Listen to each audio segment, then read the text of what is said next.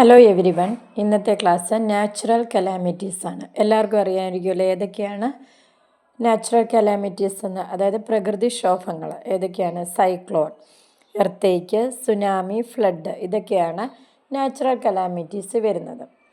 ആദ്യം നമുക്ക് സൈക്ലോൺ എന്താണെന്ന് നോക്കാം. സൈക്ലോൺ ചുഴലിക്കാറ്റാണ്. Cyclone are huge revolving storm that develop above warm sea and ocean. They are common in coastal areas and islands.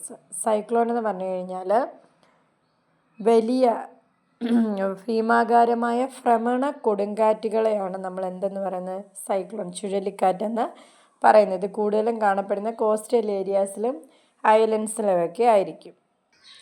ഇനി ഇതിൻ്റെ effect of cyclone ആണ്. എന്തൊക്കെ ദോഷങ്ങളാണ് സംഭവിക്കുന്നത്. The force of the wind destroy structures like building, bridges, vehicle and fly overs. ഇതിൻ്റെ ശക്തിയായ force, ബലം മൂലം എന്താണ്, ബിൽഡിങ്ങുകളും ബ്രിഡ്ജുകളും വാഹനങ്ങൾക്കും പാലങ്ങൾക്കുമൊക്കെ എന്താണ് കേടുപാടുകൾ സംഭവിക്കും.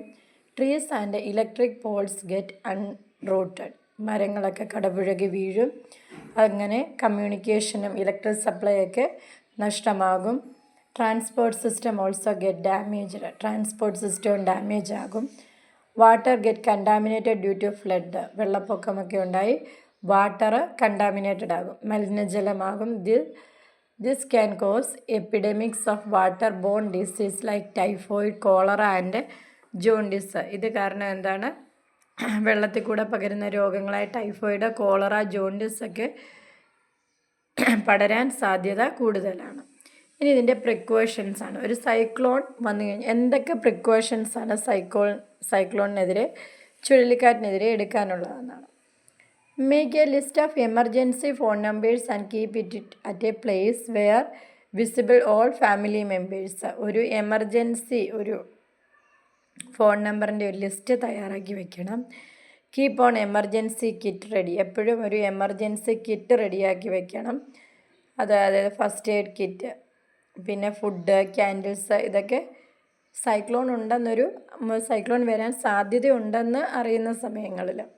Listen to weather reports on radio, television and read dum.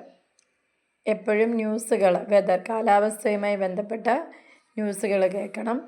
അതുപോലെ തന്നെ in case of official order immediately leave your home. എന്തെങ്കിലും ഒഫീഷ്യലായിട്ട് നിങ്ങൾക്ക് അറിയിപ്പ് കിട്ടുകയാണെങ്കിൽ ആ സമയം തന്നെ നിങ്ങൾ ഷെൽട്ടറിലേക്ക് മാറേണ്ടതാണ്.